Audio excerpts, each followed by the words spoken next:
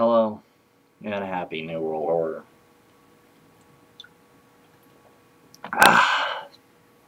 The only true terrorists around are governments, so allow me to eliminate and prove to you this concept.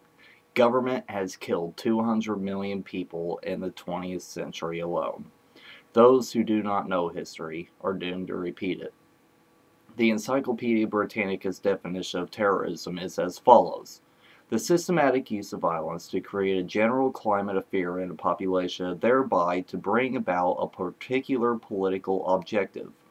Terrorism has been practiced by political organizations with both rightist and leftist objectives, by nationalistic and religious groups, by revolutionaries, and even by state institutions such as armies, intelligence services, and police, and goes on that establishment terrorism, often called state or state-sponsored terrorism, is employed by governments, or more often factions within governments, against that government's citizens, against factions within the government, or against foreign governments or groups. The definition of false flag is covert operations designed to deceive the public into thinking the operation was carried out by other entities. The term comes from a military concept of flying false colors or flying a flag of a country other than one's own. False flag operations are not limited to war and counterinsurgency operations and can be used in peacetime. I'll start this with 9/11, as people seem to forget just how exactly important this event really was. In Berlin, on February 7, 1933, the German Parliament Assembly building, known as the Reichstag, was set on fire by what newly sworn Chancellor Hitler said was communist infiltrators. A patsy, Marinus van der Lubbe, and four other communist leaders were subsequently arrested. Chancellor Hitler then urged President Paul von Hindenburg to issue an emergency decree to counter the, quote, ruthless confrontation of the Communist Party of Germany. Civil liberties were suspended, the government instituted mass arrests of communists, and the Nazis became a majority party while Hitler consolidated his power. In 1946, a former Gestapo officer named Hans Gisevius indicated that the Nazis were the actual originators of the fire, and on an order from none other than the Nazi Reich Minister of Propaganda Artist himself, Joseph Goebbels. The team put together to carry out the operation for Goebbels were killed during the Night of Long Knives SA Brown Shirt Purge. Point is, Hitler burned down Germany's own Congress building to consolidate power. This is historical fact, and it directly parallels the events of 9/11. It is important to note that it doesn't matter whether one person or party becomes a dictator, it is the system that's corrupted to allow it. The machine lives on while the tyrants wither away. The government kills many innocent Americans to systematically dismantle the Constitution, clamp down on civil liberties, and with this event is able to incrementally roll in a police state while conquesting the Middle East in two unwinnable wars. The Patriot Act brought us great patriotic things like roving wiretaps, secret warrants, rendition, torture, indefinite detention, and a rebranding of the war prisoner to the enemy combatant, which has no international prisoner of war rights. Such is the mindset of a psychopath, and they are those who are running everything. It is worth mentioning here that the grandfather of George Bush Jr., Skull and Bonesman Prescott Bush, was intimately tied to the Nazis. He was one of 7 directors of a Nazi-owned bank in America through the Tyson family, notably Fritz Tyson, and Prescott Bush's actions of funding the Nazis during wartime was caught by the U.S. federal government, and J. Edgar Hoover's FBI seized the bank and all its assets in October 1942 under the Trading with the Enemies Act. Financier Fritz Tyson directly funded IG Farben, the company which developed the Zyklon B used for the genocide effort for the Nazis, as well as RU-486, the abortion pill, through IG Farben's French subsidiary Hearst AG. So when you hear people compare the Bushes to the Nazis, you can now stand up and say, These people aren't like Nazis, they literally are Nazis. As well, most people don't know why there is not a King of England. Edward VIII, or Edward Albert Christian George Andrew Patrick David, later the Duke of Windsor, of the German Saxe-Coburg-Gotha blood lineage, had to abdicate the throne because of Nazi sympathies. It goes to show how war is all a big game to royalty, when the people they rule are sent off to be killed by the enemies they are working with. There's even pictures of Edward doing the Sieg Heil salute to Hitler because he was promised to be king of the Third Reich. What does this all have to do with 9/11? It illustrates how it's always the same people who set up tyrannies and how they do it. Without a specifically patented fuel additive owned by the Rockefeller Oil Trust, London could not have been bombed by V-2s. Henry Ford built war materials for the Nazis. The Vatican kept an active account open for Nazi plundering and money laundering activities, and IBM had to do continual monthly maintenance of the death camp computers that were cataloging all the soon-to-be-executed vestiges of humanity.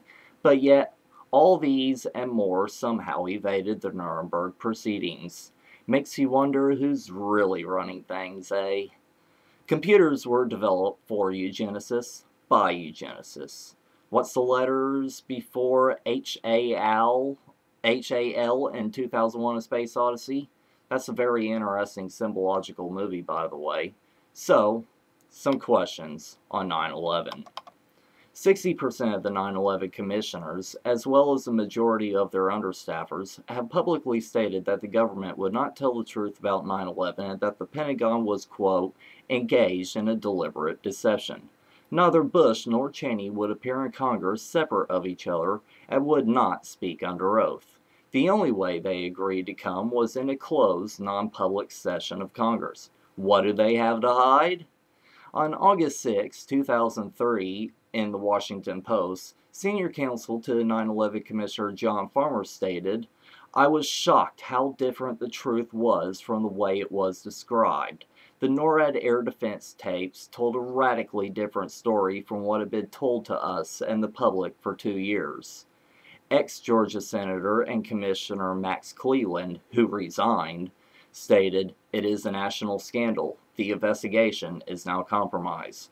One of these days we will have to get the full story because the 9/11 issue is so important to America, but this White House wants to cover it up." Only 5 hours after the initial attack, Donald Rumsfeld recommended and endorsed a full-scale invasion of Iraq. There is much more evidence to this that not only the Bush administration, but the U.S. government itself, through the Pentagon and defense community, had Iraq in their crosshairs before 9/11 even happened. In 1962, the Department of Justice and Joint Chiefs of Staff drew up proposals for false flag operations in a top-secret memorandum titled Justification for U.S. Military Intervention in Cuba. In these set of documents was one named Operation Northwoods. In this, dictates were set forth for the CIA to hijack airliners and commercial boats in order to crash them into something or sink them and blame the event on Cuba as justification for war. Ground was broken for construction on the Pentagon September 11, 1941, 60 years to the day. Coincidence? In a document written September of 2000 by Dick Cheney, Jeb Bush, Bill Kristol, Paul Wolfowitz, and other neoconservatives called the Project for a New American Century, Rebuilding America's Defenses, the Eastern Anglo-Saxon establishment defined their objectives. We need to increase defense spending significantly if we are to carry out our global responsibilities today and modernize our armed forces for the future. And they even wrote down how much they desired a regime change in Iraq. How are they going to do this?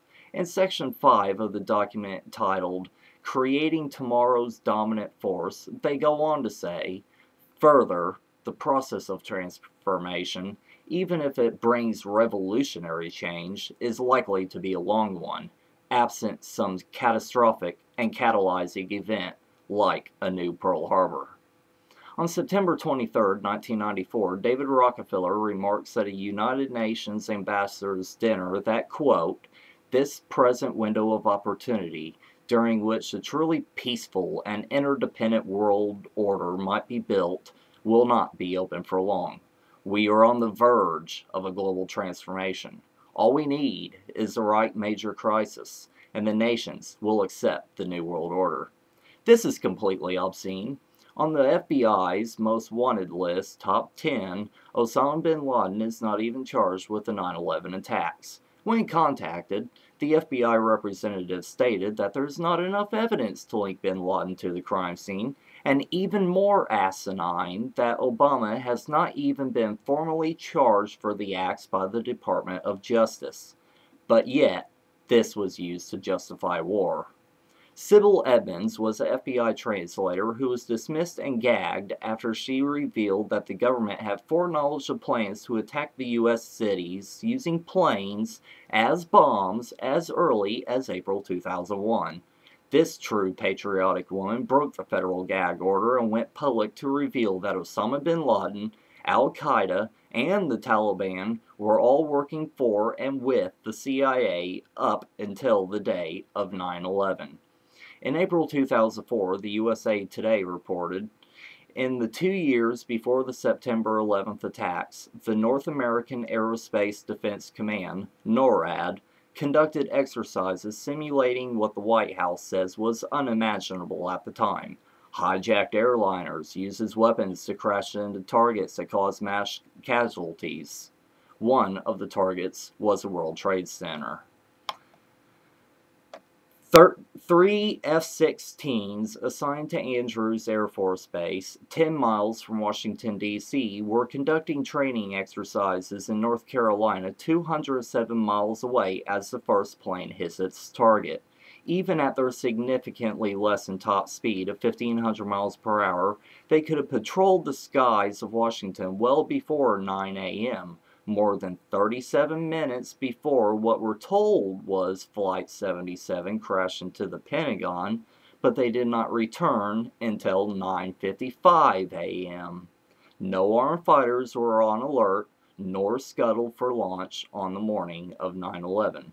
In May 2001, Dick Cheney took control of NORAD by presidential order, and on the day of 9/11, Secretary of Transportation Norman Mineta confirmed that the Dick Cheney ordered a stand down on 9/11 by testifying to the 9/11 Commission that, quote, during the time that the airplane was coming into the Pentagon, there was a young man who would come in and say to the Vice President, the plane is 50 miles out, the plane is 30 miles out, and when it got down to the plane is 10 miles out, the young man also said to the President, do the orders still stand?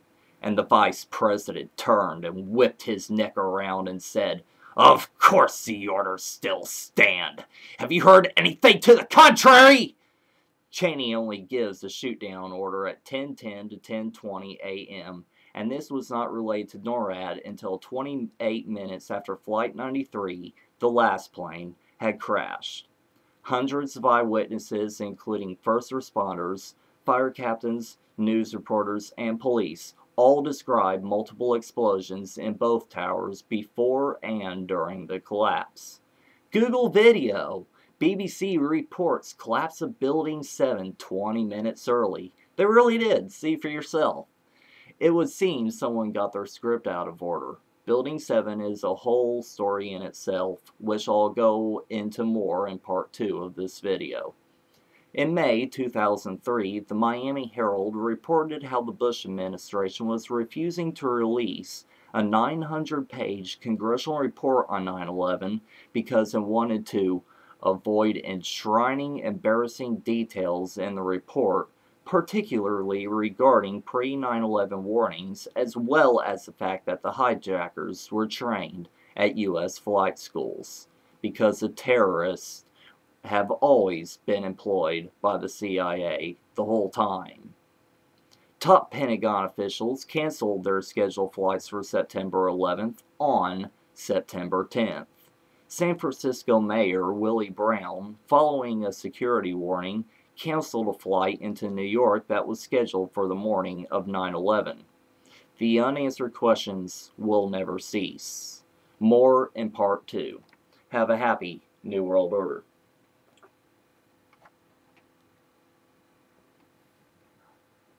Really?